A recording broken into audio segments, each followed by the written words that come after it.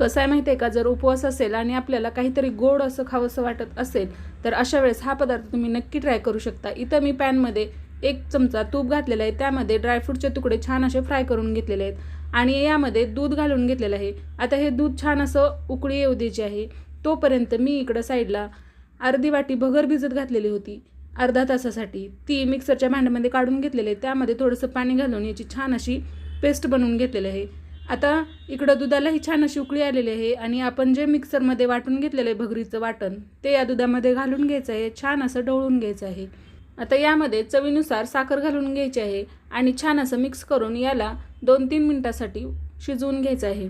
तर इथं साखर घातल्यानंतर मी परत मिक्स केलेलं आहे आणि यावरती झाकण ठेवलेलं आहे। 2-3 मिनिटासाठी छान असं हे शिजवून घेतलेलं आहे। परत आपण ओपन करून बघूया आणि याला मिक्स करून घेऊया। आता इथं मी केशरच्या काड्या दुधामध्ये भिजत घातलेल्या होत्या त्या यामध्ये घालून घ्यायच्या आहेत, त्यासोबतच वेलची पावडर घालून घेतलेली आहे आणि तेही छान असं मिक्स करून घ्यायचं आहे आणि परत याला 2-3 मिनिटासाठी शिजवून घ्यायची आहे ही खीर।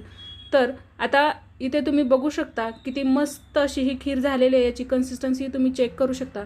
मस्त टेस्टी आणि बनवायला खूप सोपी असा हा उपवासाचा पदार्थ नक्की ट्राय करून बघा। याची डिटेल व्हिडिओ चॅनलवरती अपलोड आहे। रेसिपी पाहिल्याबद्दल धन्यवाद।